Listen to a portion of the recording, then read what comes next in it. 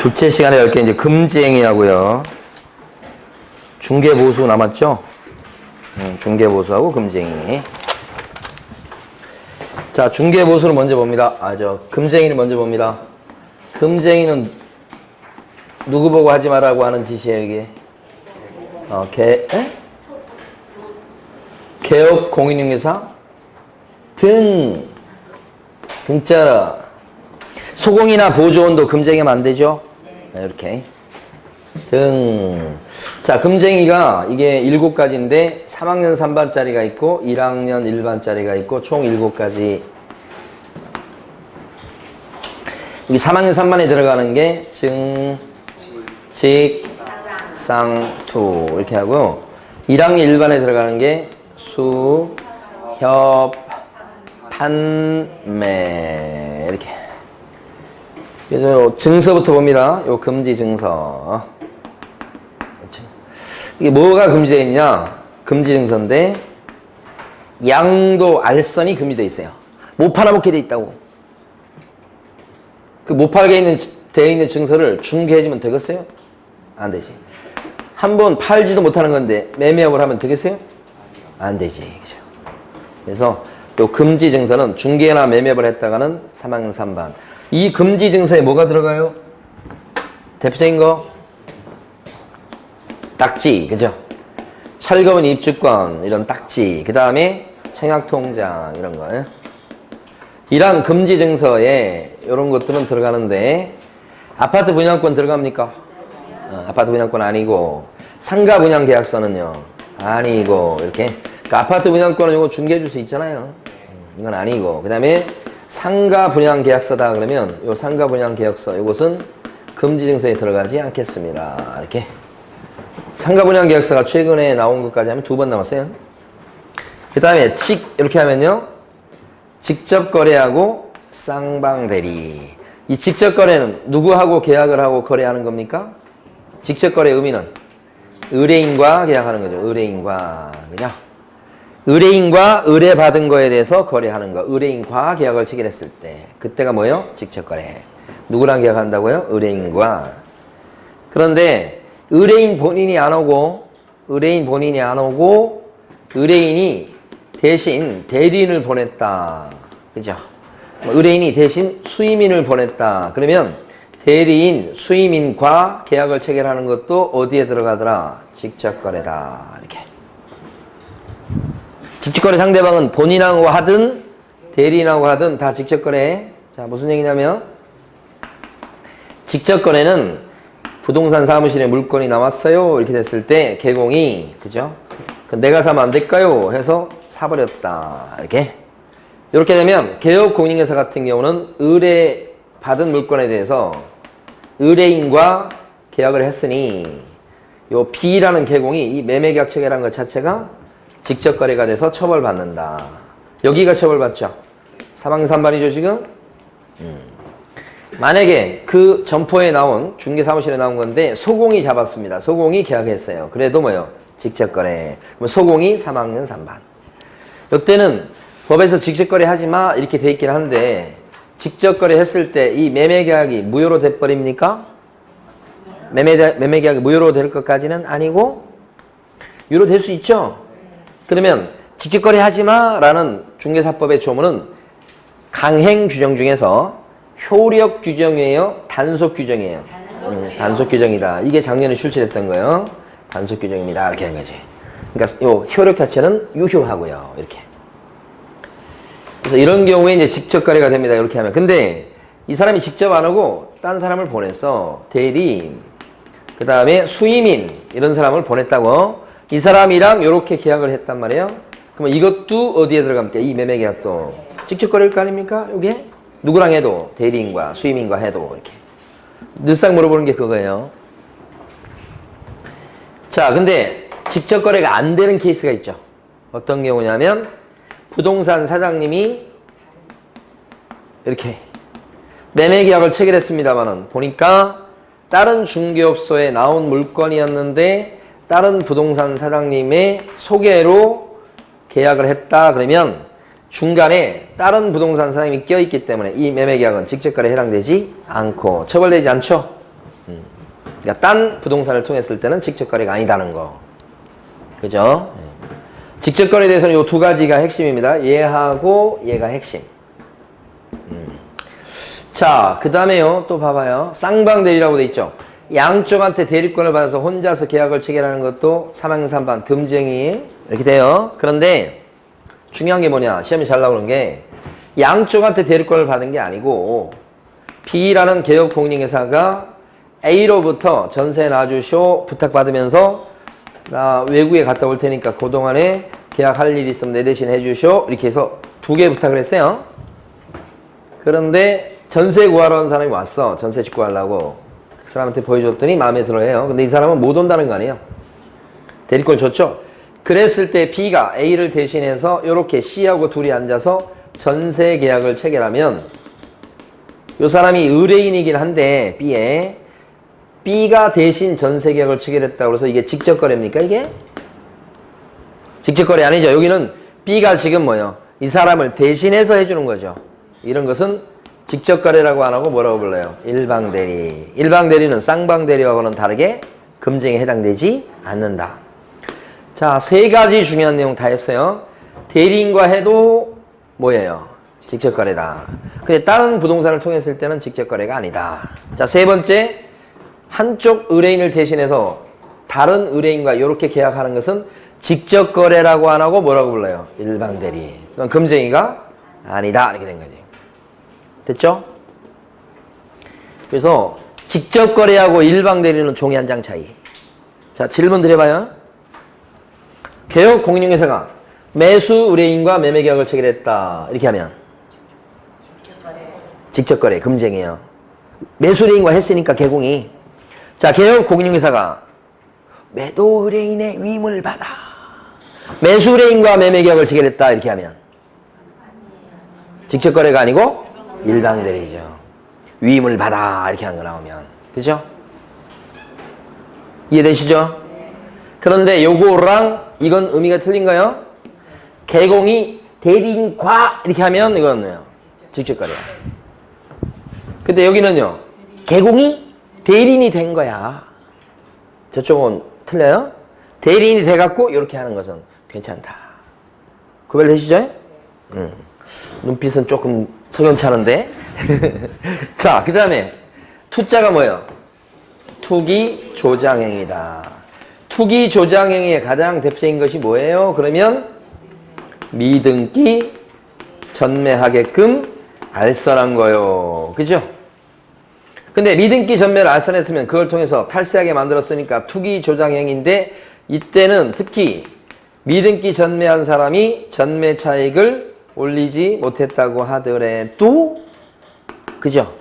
그래도 투기 조장행위 저지른 것은 변함이 없다. 투기 조장행위의 또 다른 대표적인 사례가 뭐예요?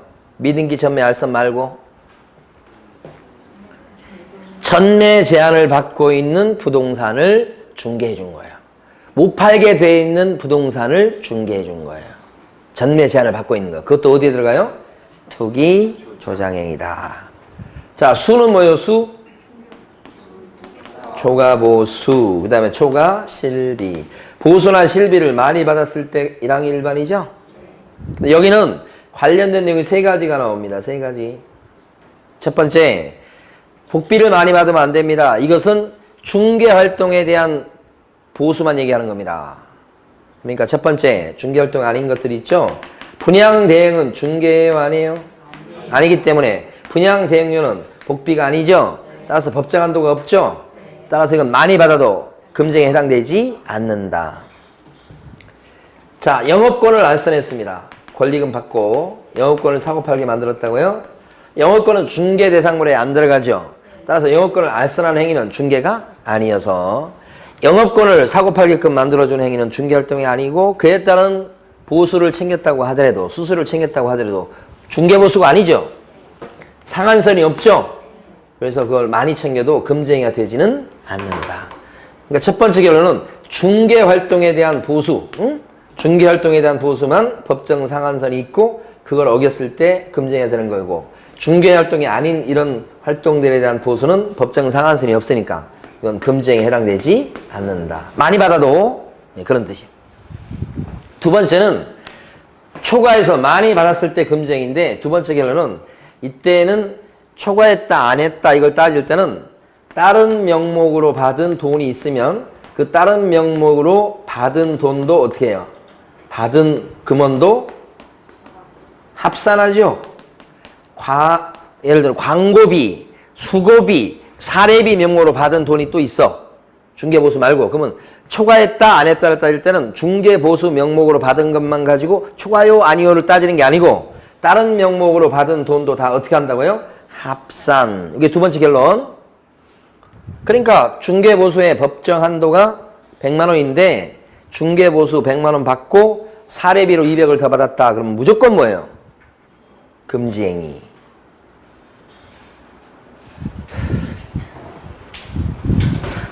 아는 거예요, 진짜? 네. 진짜. 근데 표정이 안 그래, 지금. 그건 여러분 이제 이렇게 되면 수업 시간이 길어지는 거예요. 알 때는 막 아는 체를 해줘야 되는 거예요, 이게. 다른 사람 저만 보고 있잖아, 저만. 자, 세 번째 결론이 뭐냐? 초과해서 받았을 때, 현실적으로 받았을 때 금지행위죠. 초과해서 현실적으로 어떻게 해야 된다고요? 받아야 돼. 그러니까 이게 법정 한도가 100만 원인데 300만 원 달라고 요구하고 그 다음에 약속까지만 했어. 아직 받진 않고. 그럼 금지행위요? 아니에요? 아니다. 그거잖아요. 받아야 금지행위다. 근데 받은 뒤에 초과해서 많이 받고 나서 그 다음에 돌려주거나 이렇게 했을 땐 금지행위요? 네. 그래도 여전히 금지행위. 아까하고 태도가 또 달라졌어요, 지금. 만약에 법정 한도가 100만 원인데 300만 원짜리 당좌 수표를 받은 거야. 근데 그게 금지행위지 바로. 그죠? 부도났어. 그런 액면가가 법정 한도를 넘어갔으면 부도났어도 현실적으로 한 푼도 못 챙겼어도 금지행위로 본다. 여기서 나온 거죠. 결론은 세 가지, 이렇게 세 가지 내용밖에 없는 거예요. 협의 뭘까요? 무등록 중개업자와의 협조행위. 그래서 상대방이 무등록 중개업자인 걸 알면서 의뢰를 받거나 무등록 중개업자인 사실을 알면서 그 사람한테 명의를 이용케 하거나 빌려주거나 이런 뜻이에요. 그러니까 무등록 중개업자를 브로커로 쓰는 거 안 되겠다. 금지행위입니다. 1항 1반짜리 반자는 뭐예요? 판단을 그르치게 하는 거. 거래상 중요사항에 대해서 판단을 그르치게 했다. 이렇게 하는 거예요. 판단을 잘못하게 만들었다고요? 거짓말하고 속이고 이거 얘기합니다. 알려주지 않고 이런 거요. 거짓말하는 게 대표적이죠. 매자가 뭐예요? 자, 매매업을 못하게 합니다. 뭐에 대해서? 중개대상물에 대한 매매업. 그죠? 중개대상물을 샀다 팔고 하는 것이 금지행위. 총 7가지. 자, 이 7가지 금지행위에 대해서 시험에서 잘 묻는 게 이번 시험에는 여긴 안 내놨습니다만은 3학년 3반이냐 1학년 1반이냐 여기를 잘 물어요. 구별하는 거. 그 다음에 또 나가서 이게 개공이 금지행위를 저질렀다 그러면 행정적으로는 임등치예요. 임등치. 오늘 문제에 몇 번씩 나와요. 소공이 금지행위 저지르면 행정적으로 뭐예요? 자격정지. 중개보조원이 금지행위 저지르면 행정적으로는 뭐예요? 없습니다. 자격증도 없고 등록도 안 돼 있고 이런 양반이잖아요. 그래서 형사처벌만 있습니다. 여기는. 됐습니다. 문제 갑니다. 19번에서요. 금지행위에 해당되지 않는 것은 그랬습니다. 이런 문제를 푸실 때 문제에서 금지행위에 해당하는 것은 해당하지 않는 것, 뭘 물었는지 관계없어요. 여러분들은 무조건 이 지문에서 표시를 해두셔야 돼. 뭘 물었든. 1번 같은 경우는 둘째 줄, 대리인과 직접 거래했다. 그러면 직접 거래가 되잖아요. 그러면 금지행위가 됩니다. 이 표시를 꼭 해주셔야 돼. 이 표시를. 2번, 당사자의 쌍방을 대리했습니다. 이거 쌍방 대리죠? 그럼 이것도 금지행위가 됩니다. 이 표시를 꼭 해주셔야 돼요. 그리고 나중에 답을 고르는 거예요. 답을 고르라고 생각하지 마시고. 그 다음에 3번 같은 경우는 중개대상물 매매업. 매자도 매자. 매자로 딴 거죠? 금지행위 맞습니다. 4번은요. 전매 제한이 있어요? 없어요? 없죠. 그러니까 그건 중개해줘도 괜찮으니까 이건 금지행위가 아니죠. 그럼 벌써 이제 이걸 물었을 것 같아요. 답이 3개나 있으니까 답은 하나일 거니까. 자, 4번째. 다섯 번째. 무등록 중개업자인 걸 알면서 그를 통해서 그의 명의를 이용케 했다. 이게 협조행위죠. 글자 딴 게 어떤 것인지도 이렇게 쓰면 더 좋아요. 그리고 뭐요? 금쟁이가 맞다. 그죠? 가만히 보니까 요 두 개는 3학년 3반짜리고 요거는 1학년 1반짜리입니다. 두 개는 증직상투, 수협, 판매 이렇게. 정답 4번이죠? 금쟁이 아닌 걸 골라라 이렇게 물어봤겠죠, 당연히. 자, 20번.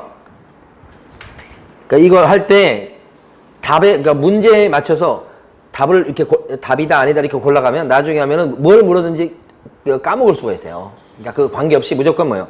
금쟁이면 동그라미 아니면 X 이렇게 해서 꼭 표시를 하셔야 됩니다. 20번을 보시면 정답은 3번이고 1번이 바로 권리금의 10% 이겁니다. 이거 권리금의 10%를 갖다가 용역 수수료로 챙겼다. 그래도 이건 중개활동이 아니기 때문에 금쟁이에 해당되지 않습니다. 1번은 금쟁이 X. 2번은 중개대상물이 아닌 건축자재에 대해서 매매를 했다. 이렇게 되면요. 중개대상물이 아닌 걸 대상으로 해서 매매를 했으니까 금쟁이 아니죠. 금 X 이렇게 옆에다 쓰셔야 되고 3번은요. 대리인과 계약을 했으니까 금 동그라미. 그다음에 4번 같은 경우는 배우자 소유 건물을 중개해 줬으니까 재산관계에서 배우자는 별개죠. 금 X 이렇게. 5번은 친구 집을 시가보다 비싼 값에 팔아준 거예요. 그래도 이건 직접 거래가 되지 않죠. 친구니까 중개해 준 거죠. 그냥 금 X 이렇게. 그러니까 정답은 3번. 자, 21번요. 금쟁이에 해당되지 않는 것은 그랬습니다. 1번은 그러니까 21번의 정답은 1번입니다. 매매 계약을 중개함에 있어서 매도 의뢰인의 급박한 사고로 인해서 그의 위임을 받아. 이 말로 맞죠? 매수 의뢰인과 계약을 체결했다. 매수 의뢰인과 하면 보통은 직접 거래인데 위임을 받아갖고 하면 뭐예요? 일방 대리. 그러니까 1번은 뭐예요? 금쟁이 X. 이렇게 하셔야 된다는 거예요. 자, 2번 지문은요. 매매 계약을 체결하고 나서 전매 차익을 얻을 목적으로 이전 등기를 하지 아니하고 다시 다른 사람에게 다시 또 계약을 체결해서 팔아먹게 만들었다. 이게 뭐죠? 미등기 전매를 알선한 거.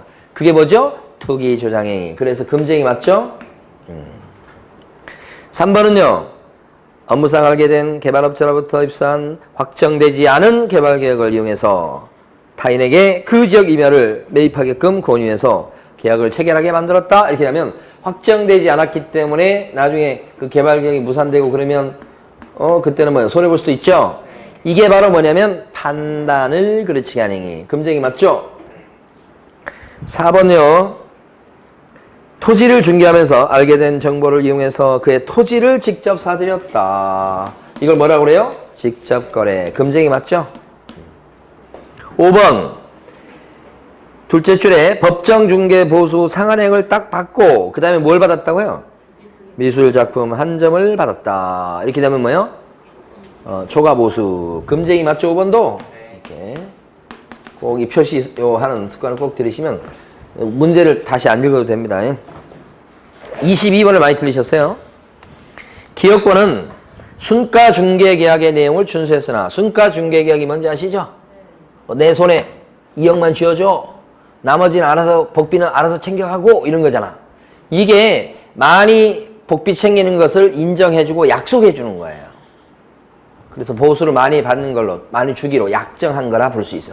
근데 그 약정만 가지고는 금쟁이가 되지 않죠. 근데 기업권에서는 법정 중개 보수를 초과해서 금품을 현실적으로 어떻게 했습니까? 받았지. 그러면 초과해서 받은 거 맞잖아요. 그러면 금쟁이야.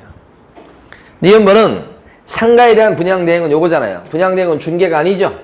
그 분양 대행료를 많이 받아도 그건 금쟁이가 될 수가 없다 이 말이에요. 여기서 주택 외 중개상물에 대한 법정 중개 보수는 0.9%를 의미해요. 그럼 분양 대행료를 0.9% 넘겨서 받았다. 괜찮아요. 5% 넘게 받아도 괜찮고요. 그러니까 아예 제한이 없는 걸 가지고 뭐라고 얘기한 거예요 지금. 2번도 금쟁이, 2번 금쟁이 아니죠. 디귿번은 자기 인척 소유의 주택을 갖다가 매수 의뢰인한테 팔게 해준 거예요. 이건 중개지. 금쟁이 아니죠. 리을번은 요거 직접 거래 아니잖아요. 리을번. 이 판례를 평상시부터 많이 익혀두셔야 됩니다. 시험장에서 이걸 갖다가 그때 시험장에서 익히려고 그러면 시간 오래 걸립니다. 그러니까 평상시에 많이 읽어주시고 딱 보는 순간에 매도인으로부터 매도중개 의뢰받은 개업공인중개사 의뢰중개로 X부동산을 매수해 한 개업공인중개사 갑이 그죠? 정신 못 차리면 이게 무슨 말인지도 몰라요. 다른 부동산 소개로 사고 그랬다는 뜻이야 지금. 그 다음에 다시 쉼표 뒤에 매수 중개 의뢰를 받은 다른 개업 공인중개사의 병해 중개로 이번에 X부동산을 팔아먹었다. 살 때도 다른 부동산이 끼어서 샀고 팔아먹을 때도 다른 부동산이 끼어서 팔아먹었으니까 이때는 직접거래에 해당되지 않아서 금쟁이 아니죠. 금쟁이 아닌 걸 고르라고 했으니까 니은번, 디귿번, 리을번 3개예요. 정답 3번. 23번의 정답은 3번입니다. 3번. 1번 같은 경우는 권리 변동, 법령의 규정에 의한 전매 등 권리 변동이 제한되어 있으나 그랬죠. 이게 무슨 얘기냐면 전매가 제한되어 있어요. 근데 전매 차익을 올리지 못했어요. 근데 그 전매를 갖다가 중개했다고. 아니 전매가 제한되어 있는 걸 중개했다고 하면 그 자체로 이미 뭐예요? 금쟁이에요. 전매 차익이 생기든 안 생기든 관계없이. 그러니까 요 지금 23번의 1번 지문은 이걸 얘기하는 게 아닙니다. 미등기 전매 알선한 게 아니고 전매, 두 번째 거, 전매 제한을 받고 있는 부동산을 전매를 알선한 거예요. 그럼 무조건 뭐예요? 투기 조장이 이렇게 된 거예요. 자, 그 다음에요. 2번은 개업 공인중개사 갑은 의뢰인 의리 매수 의뢰한 매수 대상물의 매매 계약을 성사시킨 대가로 법정 중개 보수 외에 매매 대상물에 관한 공유지분을 받았다. 공유지분 받은 게 걸리는 거예요. 중개 보수 챙기고 어떤 그 땅 주로 하시는 분 옛날에 만나서 얘기를 들어보니까 그분은 자기가 전국에 땅이 그냥 여기저기 있어서 자기가 어디 땅이 있는지 모른대. 그렇게 투자를 많이 하셨냐 그랬더니 그게 아니고 중개해주고 나니까 사람들이 복비를 돈으로 안 주고 땅을 떼주더라 이거야. 그래서 그냥 안 받는 것보다는 낫잖아. 그래서 땅 떼가지고 받은 거 조그만 땅 여기저기 전국에 다 깔려있다는 거예요. 그래서 지금은 모르지만 나중에 자식 때 정도 가면 그게 어느 정도는 위력을 발휘할 거다 그런 식으로 얘기하시더라고. 그래서 자기 땅이 어디 있는지도 몰라. 목록을 봐야지 안 돼. 그러니까 여기도 이제 여기는 공유지분을 받았습니다만 그러면 땅을 팔아주고 땅의 일부를 복비로 받았다 그러면 금지행위예요 아니에요? 땅을 팔아주고 땅을 띄어서 일부를 갖다가 복비로 받았어요. 금지행위예요 아니에요? 모르지. 그 땅값이 얼마인지에 따라서 땅값이 엄청나다 그러면 초과보수가 될 수 있어요. 이게. 근데 그 정도까지 아니면 괜찮고 이렇게. 자, 그 다음에요 3번. 3번은 의뢰인을 대리해서 타인에게 중개상물을 임대하는 거 이렇게 돼 있죠. 의뢰인을 대리해서 이걸 뭐라고 불러요? 임대차 계약을 대신해 주는 건데 일방대리죠. 금쟁이 아니죠. 3번. 정답이 3번이에요. 4번은 뭘 숨겼네요. 판단을 그르치게 하는 거. 5번은 요 판례거든요. 개업 공인중개사와 매도 의뢰인이 서로 짜고 매도 의뢰 가액에 비해서 무척 높은 가액으로 중개 의뢰인에게 부동산을 매도하고 그 차익을 취득하는 행위. 엄청나게 비싸게 팔아주고 그 이득을 서로 나눠 가진 케이스예요. 의뢰인과 개공인. 이게 뭐예요? 판단을 그르치게 하는 행위. 가격 조작입니다. 가격 조작. 가격 조작이다. 그래서 판단을 그르치게 하는 행위가 된다고 하는 가장 결정적인 자료는 뭐냐면 무척 높은 가액으로. 가격차가 많이 나야 됩니다. 자, 24번 갑니다. 정답은 4번이고 24번에 1번에 보면 금쟁이가 되죠. 왜냐하면 증여 등의 명목으로 또 금품을 받은 게 있잖아요. 중개보수 말고도. 법정 중개보수 실비 받고 또 그 밖에 다른 명목으로 또 금품 챙긴 게 있으니까 합치면 넘어가죠. 100%. 2번은 금쟁이가 되는 게 청약통장 때문에 그래요. 청약통장은 금지인세에 들어갑니까? 네. 금지인세에 들어갑니다. 그래서 이걸 알선하면 금지행위. 몇 학년 몇 반요? 왼쪽에 있는 3학년 3반. 3번 등기된 임목 중개대상물에 들어가는 건 맞죠? 그걸 매매를 했으니까 이것도 금쟁이. 1학년 1반짜리죠? 4번은 금쟁이 안 됩니다. 왜 그래요?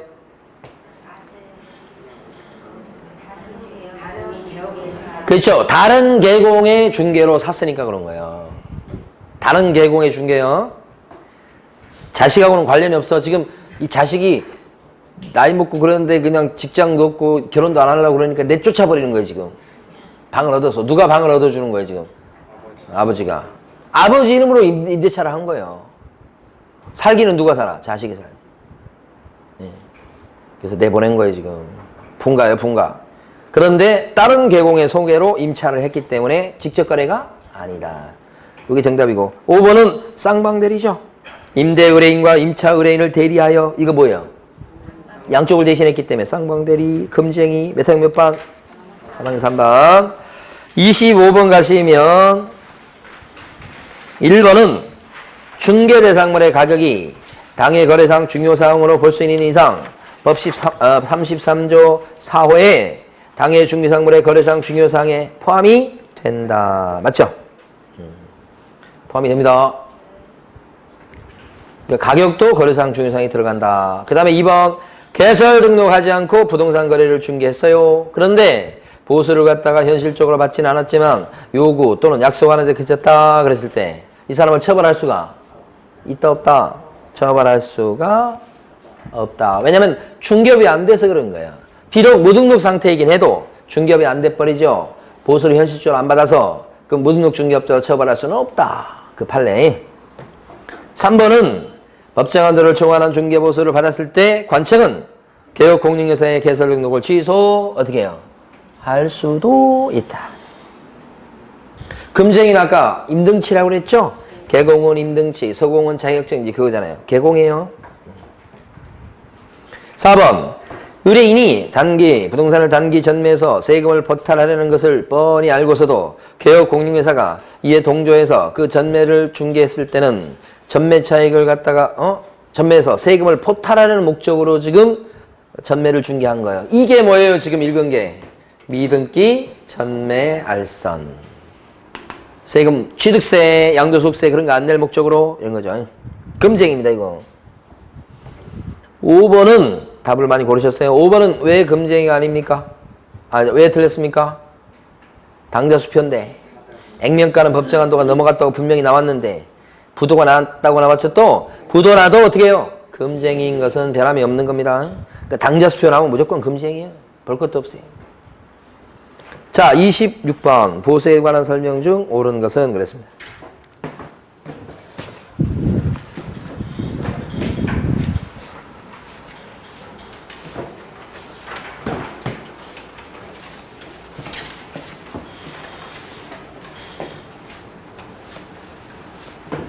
자, 중개보수는 시험 문제가 2문제가 나오는데요. 이건 정리를 빨리 해보고 문제 들어가도록 합니다.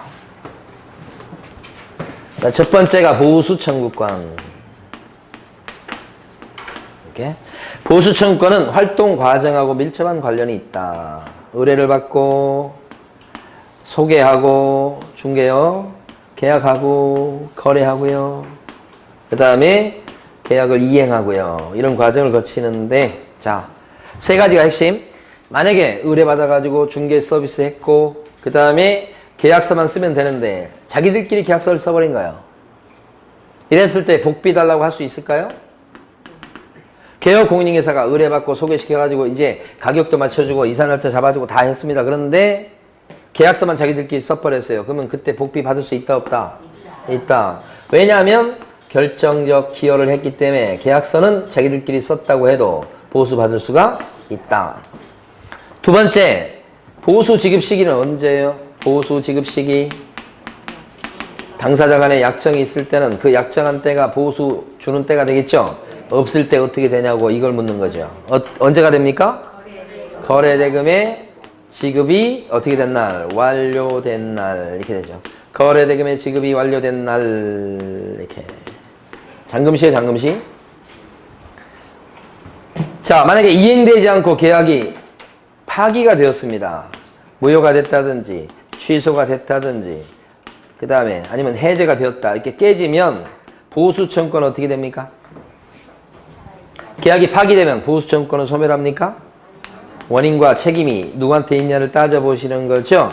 원인과 책임이 개공한테 있다 그러면 보수 달라고 할 수가 없죠. 책임이 개공한테 있지 않다면 당사자한테 있다면 이런 뜻이죠. 그때는 복비 달라고 할 수가 있겠다. 그죠? 깨졌을 때 요 경우 이렇게 세 가지입니다. 자, 두 번째는 법정 한도입니다. 중개보수에 대한 법정 한도를 가만히 보면 주택일 때 하고 주택 외 물건일 때 하고 법정 한도를 정하는 게 좀 다르죠.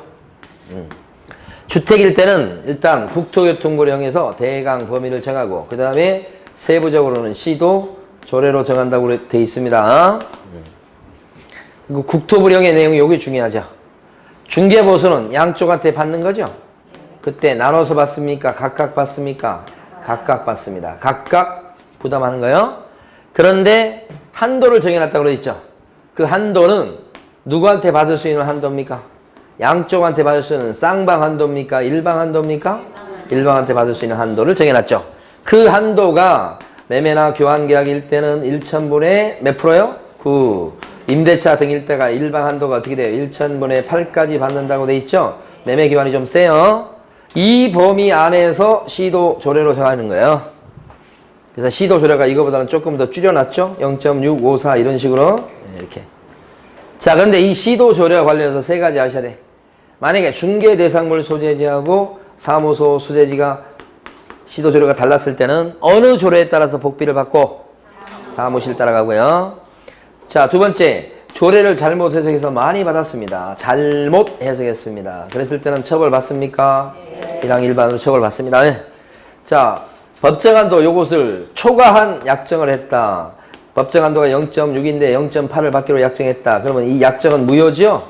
근데 전부가 다 무효입니까? 초과 부분만 무효입니까? 초과 부분만 무효다. 이렇게 세 가지 알아두셔야 되고, 주택 외의 물건은 주택 빼고 나머지 싹 들어갑니다. 공장이라든지 상가, 토지, 오피스텔 이런 거 싹 들어갑니다. 이때는 국토부령에서 법정한도를 정하고 조례표가 없습니다. 국토부령에서 정한 게 두 가지죠. 하나는 주거용 오피스텔과 나머지로 나뉩니다. 어떤 걸 주거용 오피스텔이라고 그래요? 네 가지를 갖춰야 되죠. 전용 면적 기준은 85 이하이고 전용 입식 부엌, 화장실, 목욕시설 이런 거 갖추면 주거용 오피스텔. 이럴 때는 매매나 교환계약을 알선했을 때는 1,000분의 5까지 받고 임대차 등을 알선했을 때는 1,000분의 4까지 받는다. 그런데 오피스텔이 나올 가능성이 되게 높습니다. 지문 문제든 계산 문제든 간에. 이걸 뺀 나머지는 전부 다 몇 프로까지 받는 거예요? 1,000분의 9입니다. 듣기 조심할 건 상가 매매를 알선했을 때도 0.9%까지 받는 거지만 상가 임대차를 알선했을 때도 0.8이 아니라 0.9까지 받는다는 것을 주의하셔야 됩니다. 토지도 마찬가지입니다. 그리고 업무용 오피스텔이다 그랬을 때도 0.9까지 받습니다. 이것도 매매일 때도 0.9, 임대차도 0.9예요. 자, 구별할 거. 만약에 오피스텔인데 전용 면적이 50제곱미터밖에 안 돼요. 50제곱미터입니다. 그런데 부엌이 없어요. 그냥 목욕시설과 화장실 갖추고 있어요. 그러면 주거용 오피스텔입니까? 업무용 오피스텔입니까? 업무용이죠, 업무용. 그죠? 그때는 임대차라고 하면 최고율이 0.4예요, 0.9예요. 그죠? 그런 문제가 나올 수 있다는 거죠. 중요한 겁니다, 제일. 나눌 줄 아셔야 됩니다. 이렇게. 그 다음에 복합건축물에 대해서 좀 봐주셔야지. 복합건축물은 일부는 주택, 일부는 주택 외 용도로 쓰는 거죠. 이게 전체 통매매일 때, 전체를 다 거래할 때를 얘기하는 겁니다. 통매매일 때 그때의 복비 계산하는 방식은 뭐냐. 면적 가지고 따지죠. 바닥 면적. 주택의 용도로 쓰는 부분의 면적이 주택 외 용도로 쓰는 부분의 면적보다 크거나 같으면, 이쪽이 2분의 1 이상이면 주택에 대한 법정 한도가 적용되고요. 반대로 주택 외 용도 부분에 이쪽의 면적이 더 크잖아요. 그러면 주택 외 중개 대상물에 대한 법정 한도가 적용됩니다. 이게 0.9예요. 요건 조례표가 적용되는 거고요. 잘 나옵니다, 계산.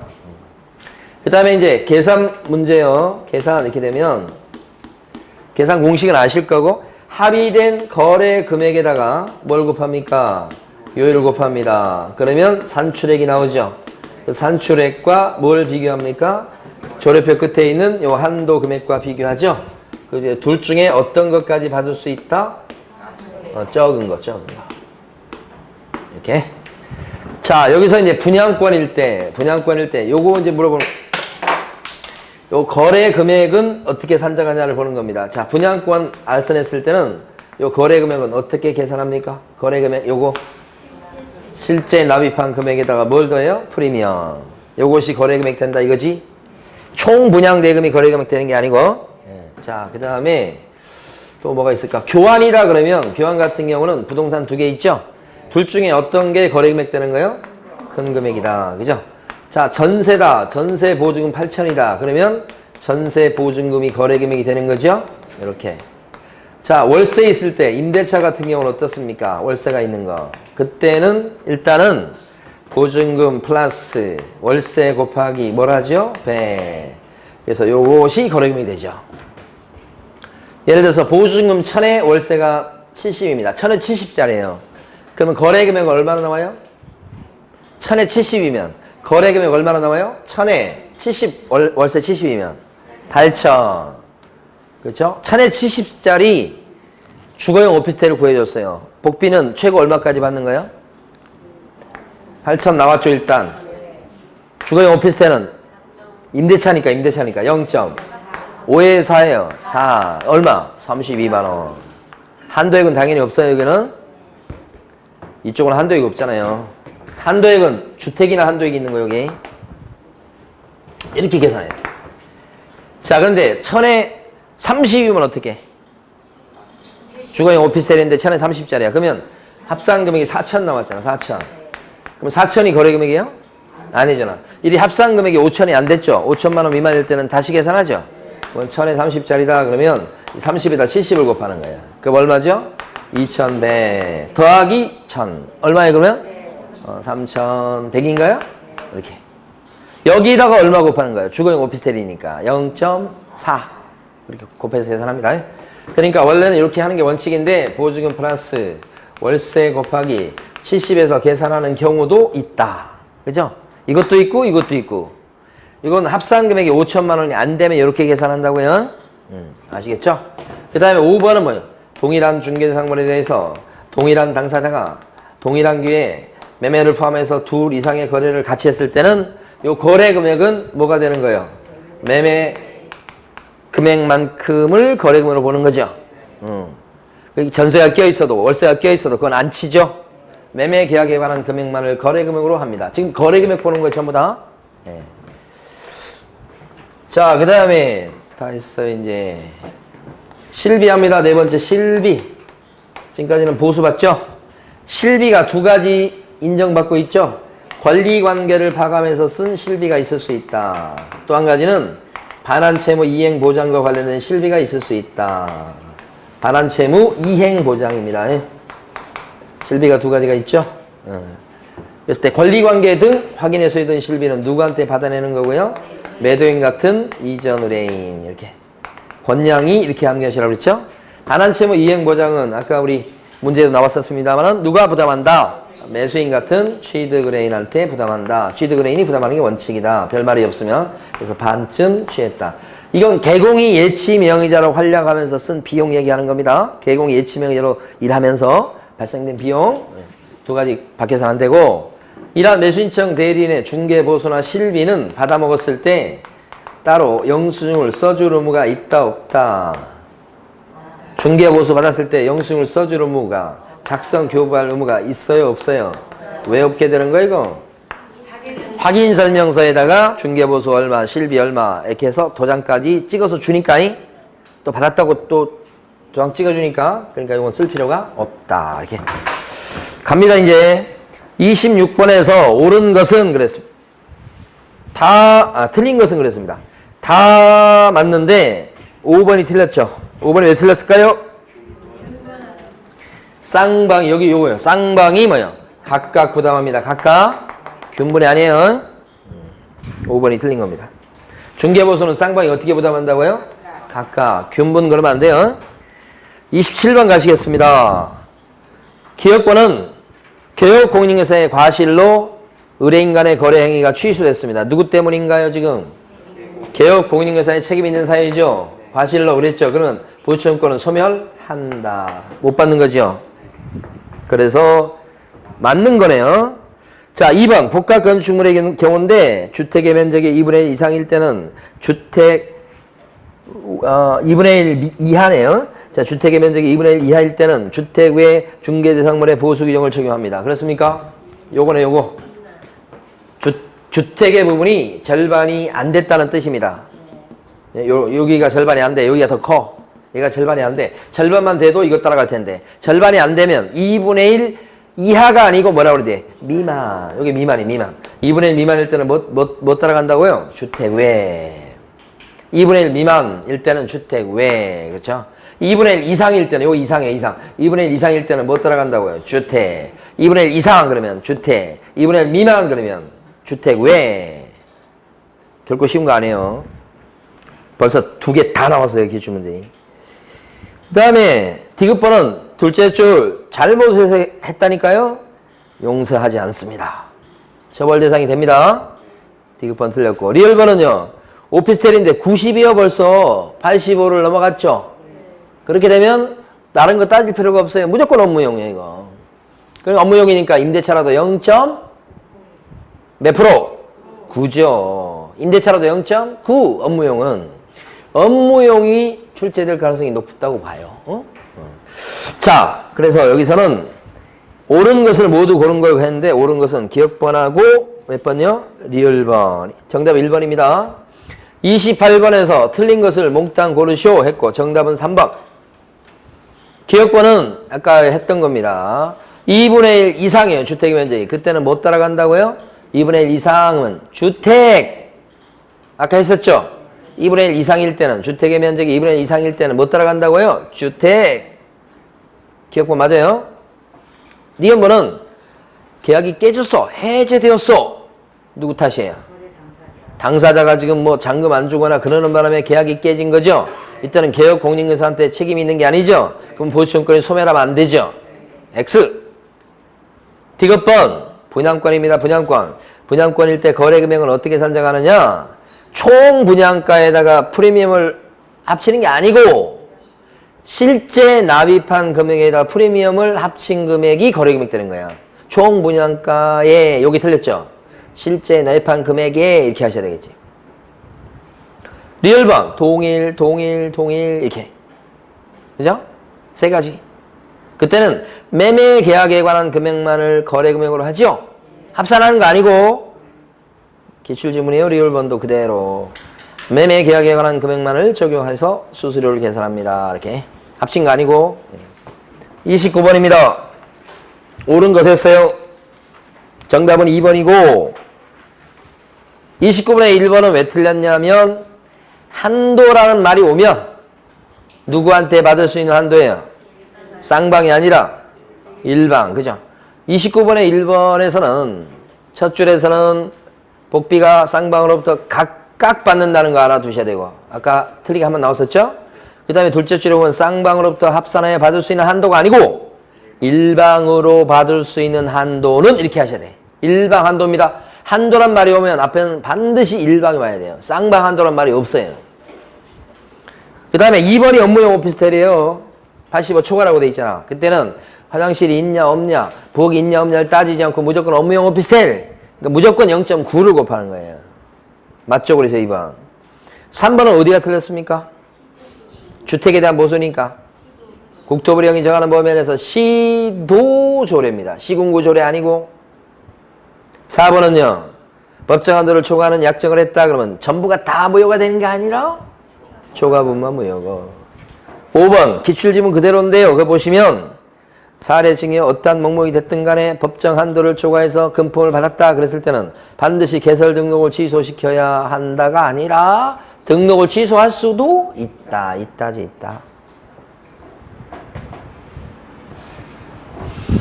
30번입니다. 틀린 것은 그랬고요. 정답은 2번이고요. 30번의 1번은 자격이 없는 자가 나왔죠. 중개사무소 개설 등록 안 한 상태에서 중개업을 했단 말이에요. 이 사람이 무등록 중개업자예요. 그런데 의뢰인 손님하고 중개보수에 대한 지급 약정을 했다 이 말이에요. 그 약정은요. 효력이 있을까요? 없어요. 그러니까 무등록 중개업자는 그래서 보수청권이 없게 되는 거예요. 그 약정을 했다고 손치라도 그 약정은 뭐예요? 무효예요. 무효. 못 받습니다. 결국. 2번은요. 중개보수에 대한 지급 시기 약정이 없을 때는요. 언제가 지급 시기가 됩니까? 계약 체결이 완료된 날이 아니라 거래대금 지급이 완료된 날이죠. 그래서 2번 틀린 거죠. 다 맞추셨죠? 2번. 3번은 설명드릴 게 없고. 4번 보시면 주택의 중개에 대한 보수는 중개 의뢰인 쌍방으로부터 각각 밭에 또 나왔죠. 일방한테 받을 수 있는 한도는 한도 나오면 일방. 매매니까 거래 금액이 뭐예요? 1,000분의 9 이렇게 되는 겁니다. 그런데 그 동그라미 4번에 가로 안의 내용을 조금 유념해 주세요. 부속, 토지 포함이라고 돼 있죠? 네. 그러니까 만약에 단독 주택을 갖다 매매를 합니다. 땅 가격이 6억이고 건물 가격이 4억이다. 그럼 복비 계산할 때 땅 가격 6억은 요거에 따라서 이게 적용되고 건물 가격 4억은 이거에 따라서 복비를 계산하고 그래서 합치고 그럽니까? 아니라는 얘기입니다. 단독주택 매매를 했다 그러면 총 10억에 팔았다 그러면 땅 가격이 6억이고 건물 가격이 4억일지라도 따로따로 계산하지 않고 그거 합쳐가지고 10억이 여기 적용을 받는다 이 말이에요. 그러니까 여기 주택이라고 하는 것은 그 주택이 깔고 앉아있는 땅의 가격까지 포함시켜서 여기로 보는 거야. 주택하고 대지를 따로 보지 않고. 무슨 말인지 아시겠죠? 아까하고 똑같이 돌아갔어요 또. 자, 그 다음에 5번 권리금은 법령상 중개대상물이 아니니까 맞죠? 중개보수에 관한 규정이 적용되지 않는다 그랬습니다. 그래요. 적용되지 않기 때문에 법정 상한선이 없어서 많이 챙겨도 걸리지 않죠? 그 뜻입니다. 31번입니다. 옳은 것은 내 거야. 1번은 왜 틀렸을까요? 어디가 틀렸을까요? 표시해 놓으셨을 텐데. 31번의 정답은 2번이에요. 2번은 방금 전에 설명드린 거예요. 1번은 왜 틀려요? 주택 외에 중개상물이니까 시도 조례표가 있어요? 없어요? 지금 이거. 시도 조례표가 없잖아요. 여기는요. 국토부령으로 정하고 끝이잖아요. 그 범위 안에서 그냥 협상하는 거잖아요. 시도 조례가 나오면 안 됩니다. 3번은 왜 틀렸어요? 보수 영수증 안 써주잖아요. 4번 별도의 약정이 없는 한 권리관계 등 확인에 소요된 실비는 누가 부담한다? 권리관계 등 확인에 소요된 실비는 누가 부담하는 것이요? 권양이 그죠? 이전 의뢰인 취득 의뢰인 아니고 권양이 이전 의뢰인 취득 의뢰인 아니고. 5번 매매계약 체결에 결정적 기여를 하는 개공일지라도 매매계약서 작성에 관여치 못했다면 보수를 청구할 수는 없다. 맞아요? 결정적 기여를 했을 때는 보수 받을 수 있다고요. 계약서는 자기들끼리 썼을지라도. 그죠? 32번 갑니다. 자, 1번은 상가 임대차입니다. 조심할 게 임대차이지만 상가에 대한 임대차면 최고율이 0.9입니다. 0.8이라는 거 없어요. 그러니까 0.9니까 이게 쌍방을 물어봤으니까 곱하기 하면 1.8%가 돼. 6이 아니고 8%, 1.8%까지 받을 수 있죠. 그 다음에 2번. 토지의 경우에는 거래의 종류와 거래 금액에 따라 개업공인중개사가 받을 수 있는 중개보수의 최고율이 다릅니까? 토지는요. 매매도 0.9, 임대차도 0.9, 저당권 설정도 0.9, 거래 종류가 뭐든 간에 0.9란 말이에요. 또 토지가 1억짜리도 0.9, 10억짜리도 0.9, 100억짜리도 0.9. 금액에 관계없이 전부 다 0.9 하나밖에 모르잖아요. 일편단심. 근데 뭐가 다르기는. 틀렸죠? 자, 3번입니다. 3번은 주택 외 중개대상물에 대한 보수잖아요.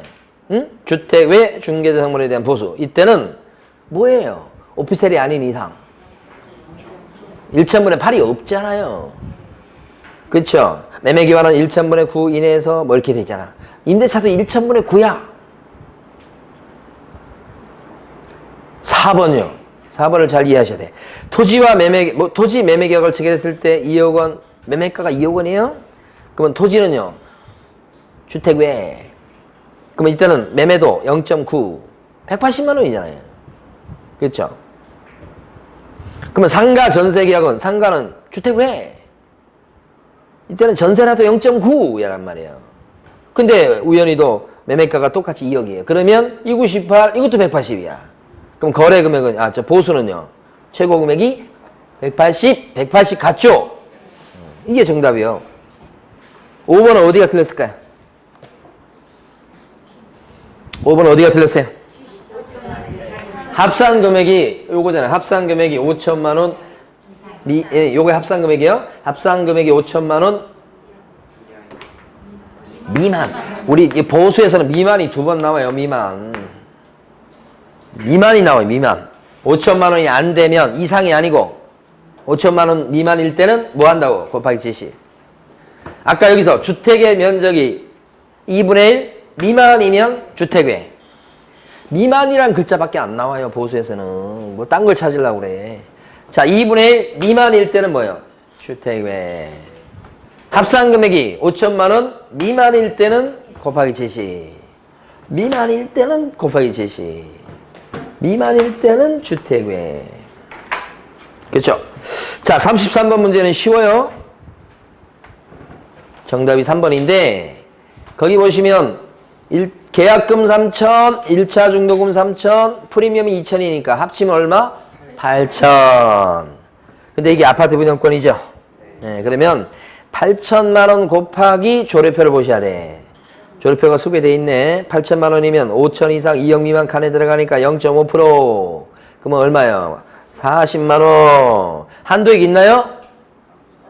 왜 없다고 그래요? 한도액 있잖아요. 왜 있는 걸 없다고 그래요? 80만 원이 있으나 이제 쓸모가 없죠. 왜요? 40만 원이니까 결국. 문제에서 묻고 있는 건 일방을 물었나요? 쌍방을 물어봤나요? 쌍방을 물었으니까 답은 얼마예요?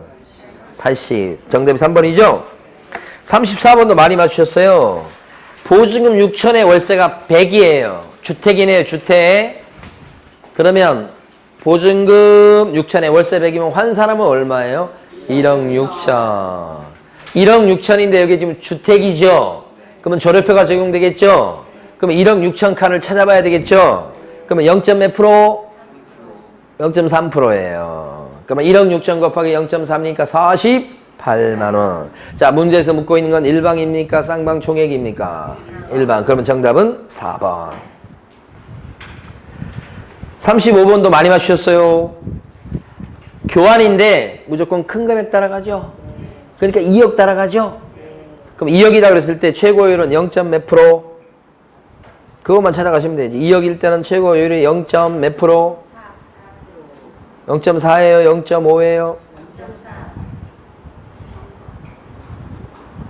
진짜야?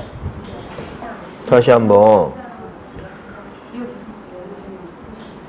0.4도 아니고 0.5도 아니고 지금 상가하고 토지를 바꾸는 거잖아요. 우리 머릿속에 있잖아요. 조례표를 보시면 안 되잖아요. 응? 0.9 계산기가 필요하십니까? 2억 곱하기 0.9 이건 상가하고 토지를 교환하기 때문에 여기에 적용되잖아요. 그럼 이건 오피스텔은 아니잖아요. 나머지잖아요.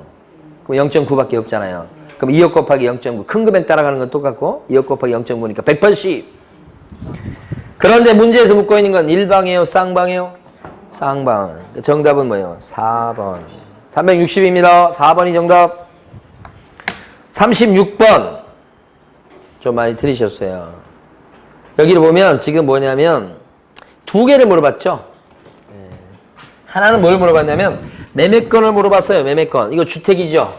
근데 매매가가 얼마예요? 1억인가요? 그럼 1억일 때 최고율이 얼마예요? 조례표에 따라가면 0.5%입니까? 그럼 50만 원 남았죠 지금? 자, 월세가 주택인데 이번에는 요건 매매고 이번에 이제 계산하는 건 임대차입니다. 같은 사람이지만 지금 별개의 거래건이 있는 겁니다. 임대차인데 조건이 어떻게 돼? 보증금 얼마요? 1,500에 월세가 얼마요? 30만 원. 그러면 딱 뭐 계산하기 전에 이거 곱하기 100에서 합산한 금액 딱 보니까 5천이 안 되겠네. 4,500이잖아요. 이게 지금 4,500 나온 거예요. 곱하기 100을 해봐도. 그러니까 다시 계산하죠? 곱하기 70 이렇게 되는 겁니다. 그러면 2,100 더하기 1,500 3,600이에요. 이 주택이죠 이것도. 주택 임대차죠? 조례표 보셔야 되겠네. 0. 몇 프로? 5%입니까 진짜? 0.5% 그러면 5, 6, 30 18만 원 나오는 거예요. 한도액 있습니까 없습니까? 한도액 확인하는 습관을 꼭 들이셔야 돼요. 한도액 있어요 없어요? 진짜 없어요? 없으면 일방한테 받을 수 있는 복비가 18만 원인데 문제에서 묻고 있는 것은 요 금액과 이 금액을 합친 금액이 얼마냐고 물어봤죠. 그럼 얼마예요? 68만 원이 정답입니다. 생각보다 많이 틀리셨어요. 이게. 68만. 정답 2번. 37번을 제일 많이 틀렸어. 응? 아까 37번 할 때 뭐라고 그랬냐면 제가 이거 통건물 어디 갔어? 이거 통매매일 때 면적 가지고 따진다고 그랬어요. 통매매. 전체를 다 매매할 때. 근데 지금 37번 문제 함정은 전체를 거래했습니까? 37번 문제는 가만히 읽어보세요. 전체를 거래한 게 아니죠. 2층짜리인데 면적을 이렇게 저렇게 한다고 막 하는 건 다 사기치는 거예요, 지금. 이거 지금 어떻게 해요? 전체를 통매매한 게 아니잖아요. 1층 점포만 세를 놔줬잖아요. 임대차잖아요, 지금. 임대차 조건이 어떻게 돼요, 여기? 임대차 조건이 보증금 얼마에? 이렇게 월세 얼마예요? 100만 원. 현실적으로 봤을 때 이게 복합건축물이다. 상가주택일 때 전체 통매매하는 경우는 그런 거래 건수는 많지는 않은 거예요. 빈번하게 일어나는 것은 요 위에 원룸이면 원룸 전세나 월세 얻어주는 거라든지 아니면 요 1층에 있는 점포 요것을 임대차를 놔준다. 이런 것들이 많은 거예요, 실제는. 근데 요것만 거래했는데 왜 이 전체 면적을 따지고 그런 거예요? 요것만 거래한 건데 지금. 이것만 물어본 거잖아요. 나머지는 다 함정이잖아요. 정신 드셨어요? 그러면 보증 1억에 월세 100이면 한 사람은 얼마예요, 이게? 2억 규모죠? 2억 곱하기 얼마예요? 그냥 우리 머릿속에 있어요. 0.9 얼마라고요? 9. 0.9니까 뭐요? 180이요. 밑에 점포 거래건만 지금 복비 계산하는 문제입니다. 통매매 아니고. 그러니까 면적 따지고 그럴 필요가 없어. 이것만 그냥 무조건 0.9예요. 180이죠. 자, 마지막에 정답을 고르기 전에 일방을 물었습니까? 쌍방 총액을 물었습니까? 쌍방을 물었습니까? 그러면 정답이 5번이에요. 5번입니다. 3번이 아니고 5번. 37번을 제일 많이 틀리셨어요. 38번입니다. 다 했네요. 38번은 여기가 가불병 세 사람 나오는 거죠. 응? 가불병이 지금 계약을 몇 건 한 거예요. 가불병 2건 한 겁니다. 하나가 매매건이고 매매. 하나가 또 뭐예요? 월세 임대차 건이 하나가 또 있죠. 복비 계산합니다. 이거 주택인가요? 주택이 뭐예요? 주택이면 조례표가 적용되겠네. 조례표는 문제에서 줬겠네요. 자, 이거 매매가가 얼마예요? 2억이고. 그러면 요거 계산해봐요. 주택 매매가 2억. 조례표 보면 0.4%. 그러면 얼마? 80만원. 한도액은 있나요? 없습니까? 일방한테 받을 수 있는 복비가 80이에요, 지금. 자, 요 임대차. 조건이 어떻게 됩니까? 3천에 20입니까? 월세 20? 그러면 딱 합산하면, 계산이 필요 없이 합산하면 5천이네요. 합산금액 5천만 원이면 곱하기 70으로 다시 계산해요, 안 해요? 안 하지. 그러면 이건 거래금액 5천 되는 거예요. 여기다가 요율을 곱하는 거예요. 자, 조례표 보셔야 되겠네. 조례표 보시면 5천만 원이라면 0. 몇 프로? 몇 프로? 4%? 뭐 20만 원 나오네. 한도액은요? 있습니까? 30만 원 있어도 소용없죠? 안 넘었으니까 적은 금액 요게 돼요. 그러면 20만 원, 20만 원 맞아요, 진짜? 그죠? 이거 80만 원이면 을은 얼마 부담하는 거야? 이 사람은 좀 A가 좀 준겠다면 매매건에 대한 복비 80. 자, 그 다음에 임대차 건에 대한 복비 20. 이렇게 되잖아요. 가백에는 자, 80이죠. 매매건이니까. 병액에는 20이지. 지금 여기서 뭘 물어봤죠, 근데? 전체를 다 물어봤죠? 그러면 200이네, 200. 200이죠? 정답 5번입니다. 38번에 정답 몇 번이라고요? 5번. 왜 5번 나왔는지 아시겠어요? 다 물어봐서 그런 거예요. 전체를 다. 그죠? 39번입니다. 기출문제를 조금 바꿨어요. 자, 39번 문제는 포인트가 몇 군데 있어요. 일단은 주택의 면적이 2분의 1이래요. 응? 주택의 면적이 딱 2분의 1이면 이 중개상 물건은 매매를 할 때 주택 따라갑니까? 주택 외 물건 따라갑니까? 주택 따라갑니다. 딱 절반이면. 그래서 요 물건이 지금 가만히 보니까 여기 절반이다 이렇게 된 거 봤을 때 이게 복합 건축물이다. 그런데 이게 절반이 딱 주택이다 그러면 요것은 주택에 대한 법정 한도가 적용되기 때문에 주택 따라가니까요. 조례표가 적용되겠죠? 네, 요거 첫 번째. 자, 그러니까 밑에 있는 조례표, 조례 기준이 적용되겠고, 두 번째는 값을 이렇게 가만히 보면요. 이렇게 되죠? 요거요. 갑이 이걸 갖다가 을한테 이렇게 팔아먹고, 동시에 을은 갑에게 지금 임대차를 해서 두 사람이 같은 부동산에 대해서 매매도 하고, 그 다음에 임대차도 하고, 두 건의 계약을 한 거죠, 지금. 그래서 매도인과 임차인이 같고, 요요. 매수인과 임대인이 같죠? 그러면 두 번째 포인트는 이렇고 이렇다 그러면 이거 없애고 매매 한 건만 받게 돼 있다. 이게 두 번째가 포인트. 근데 매매가가 얼마예요? 1억이죠, 1억. 요 임대차에 대한 보증금은 이건 알 필요도 없어요. 계산 안 할 거니까. 계산은 요것만 한다는 게 두 번째 포인트. 그때 1억이니까 요때 여기 주택이면 조례표에 따르면 0몇 %예요? 5%인가요? 그럼 얼마예요? 50만 원이죠. 한도액이 있는지 없는지 확인하는 습관을 꼭 들이시고 한도액. 그러면 있으나 마나 필요 없죠? 요거죠? 뭘 물어봤죠, 근데? 일방에게 받을 수 있는 복비다 그러면 얼마예요, 그래서? 50만 원. 정답이 1번이네요. 자, 마지막 40번입니다. 40번은 보니까 오피스텔인데 일단 주거용 오피스텔입니까? 업무용 오피스텔입니까? 주거용 오피스텔. 뭐 주거용 오피스텔 임대차니까 0.4%겠다라가 우리 머릿속에 먼저 떠올라야 돼요. 0.4%겠다 이렇게. 자, 두 번째는 이제 보증금 월세 조건을 환산하는 절차입니다. 보증금 얼마? 2천, 월세 25만 원. 딱 보면 곱하기 100에서 먼저 해보니까 합산 금액이 4,500 나오죠? 5천만 원 미만이죠? 다시 계산. 그러면 이제 두 번째 포인트가 2천에다가 플러스 25만 원에다가 70이죠. 이렇게 되죠. 그럼 이게 나오는 거 보면 요것이 얼마냐면 일단은 1,750만 원이죠. 네, 저도 이것도 암산해 왔어요.